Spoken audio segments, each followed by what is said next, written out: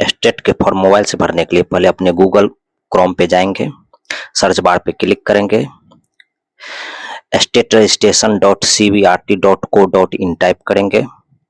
अगर आप ये वीडियो देख रहे हैं तो इसके लिंक में डिस्क्रिप्शन बॉक्स में इसका लिंक है, आप वहां से भी क्लिक करके डायरेक्ट साइट पे जा सकते हैं। जैसे ही साइट ओपन होगा, आपको ऊपर दाहिने साइड में रजिस्ट्रेशन बटन मिलेगा, वहां पे क्लिक करने के बाद आप कैंडिडेट नाम में फर्स्ट नेम फिल करेंगे। अगर आप चाहें तो फर्स्ट नेम में ही अपना पूरा नाम फिल करेंगे, या नहीं तो लास्ट नाम में अपना लास्ट नाम फिल करेंगे। फिल करने के बाद जैसे लास्ट नाम फिल हो गया, उसके बाद आप अगले स्टेप में जाएंगे, जिसमें डेट ऑफ बर्थ पे सेलेक्ट करेंगे। डेट ऑफ बर्थ में पहले ईयर चुनेंगे, स्क्रॉल बार को ऊपर नीचे करके ईयर चुनने के बाद मंथ चुनेंगे, मंथ के बाद डेट और सेट करेंगे। उसके बाद अपना जेंडर सेलेक्ट करेंगे, फिर अपना मोबाइल नंबर इंटर करेंगे। ध्यान रहे कि मोबाइल नंबर वही डालेंगे जो आपके पास ऑपरेशनल हो, क्योंकि इस पे ओटीपी जाएगा। मोबाइल नंबर इंटर करने के बाद सेम मोबाइल नंबर कंफर्म करेंगे, कंफर्म मोबाइल नंबर बॉक्स में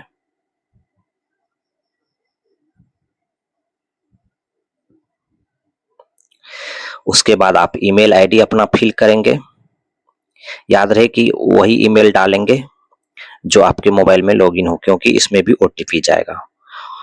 कंफर्म ईमेल करके जनरेट ओटीपी पे क्लिक करेंगे, उसके बाद कैप्चा आएगा, कैप्चा को सही सही फिल करेंगे। कैप्चा फिल करने के बाद सबमिट बटन पे क्लिक करेंगे। सबमिट बटन पे क्लिक करने के बाद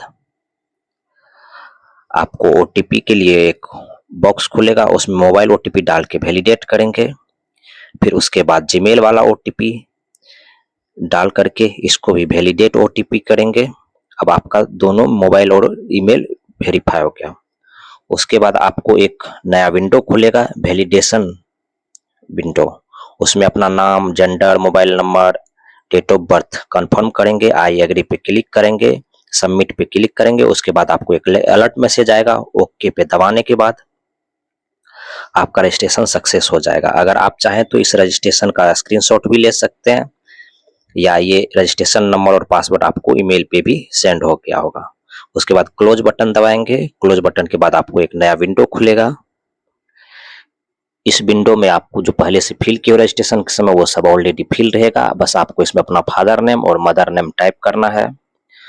मदर नेम टाइप करने के बाद आप अपना नेशनैलिटी सेलेक्ट करेंगे, इंडियन। उसके बाद अगर आप बिहार राज्य से हैं तो यस क्लिक करेंगे।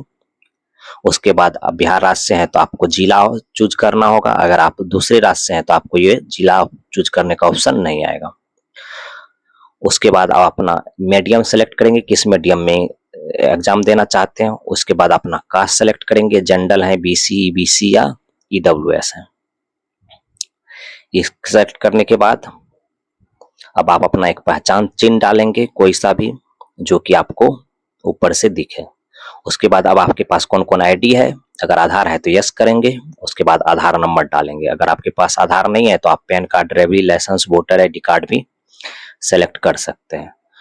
उसके बाद आप टर्म एंड कंडीशन पे टिक करेंगे। उसके बाद नेक्स्ट सेव एंड नेक्स्ट करेंगे। उसके बाद आपको दो ऑप्शन आएगा, एक्स सर्विसमैन और विकलांगता का। उसमें अगर यस है तो यस, नो है तो नो। उसके बाद अपना पूरा एड्रेस सेलेक्ट करेंगे। एड्रेस में अपना जिला चुनेंगे, अपना राज्य चुनेंगे। अगर आपका उसके बाद अपना पिन कोड डालेंगे। अगर आपका करंट एड्रेस और प्रेजेंट एड्रेस सेम है तो ये यस पे क्लिक करेंगे। उसके बाद सेव एंड नेक्स्ट पे क्लिक करेंगे। उसके बाद आपको आएगा किस पेपर के लिए एग्जाम देना चाहते हैं, 9th 10th के लिए पेपर 1, 11 12th के लिए पेपर 2। अगर आप दोनों चाहते हैं तो बोथ सेलेक्ट करेंगे। उसके बाद पेपर 1 में आप जिस सब्जेक्ट से ग्रेजुएशन किए हैं वो सब्जेक्ट सेलेक्ट करेंगे। उसके बाद पेपर 2 में आप जिस सब्जेक्ट से मास्टर या पीजी किए हैं वो सब्जेक्ट सेलेक्ट करेंगे।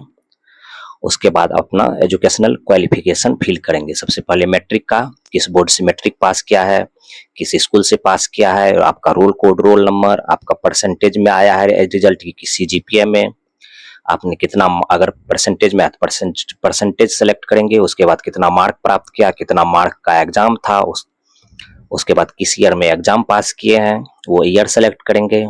उसके बाद आपका कौन सा डिवीजन आया, फर्स्ट सेकंड थर्ड, वो सेलेक्ट करने के बाद आगे बढ़ेंगे। इसी तरह आप अपना इंटर का, बीएड का, एमए का, पीजी का सेलेक्ट करने के बाद सेव एंड नेक्स्ट पे क्लिक करेंगे। उसके बाद आपको एक नया विंडो आएगा, इसमें आपको अपना सारा डॉक्यूमेंट अपलोड करना है। उसके बाद पेमेंट मोड चुनना है, ऑनलाइन या ऑफलाइन। ऑनलाइन सेलेक्ट करेंगे, उसके बाद आई एग्री पे क्लिक करेंगे। उसके बाद आएगा कैप्चा, कैप्चा फिल करने के बाद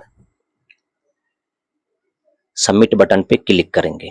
जैसे ही आप सबमिट बटन पे क्लिक करेंगे आपके पास एक विंडो खुल के आएगा अलर्ट मैसेज का, इसको ओके करेंगे। ओके करने के बाद आपको एक पेमेंट का विंडो खुल जाएगा। इस पेमेंट विंडो पे पे नाउ पे क्लिक करेंगे। अब यहाँ पे आपसे ऑप्शन मांगा जाएगा, आप यूपीआई से पेमेंट करना चाहते हैं या कार्ड से या नेट बैंकिंग से। अपना पेमेंट का मीडियम चुन करके पेमेंट कंफर्म करेंगे। जैसे आपका पेमेंट कंफर्म हो जाएगा उसके बाद आपको आएगा डाउनलोड एप्लीकेशन। डाउनलोड एप्लीकेशन पे क्लिक करेंगे तो आपको एप्लीकेशन पेज खुल करके आ जाएगा। एप्लीकेशन पेज के ऊपर में आप देखेंगे तो दाहिने साइड में डाउनलोड एप्लीकेशन बटन आएगा, उस पर क्लिक करने के बाद ये डाउनलोड हो जाएगा। डाउनलोड होने के बाद आप इसको ओपन करेंगे। ओपन करने के बाद अपना सारा डिटेल चेक कर लेंगे और इसे भविष्य के लिए सुरक्षित कर लिए।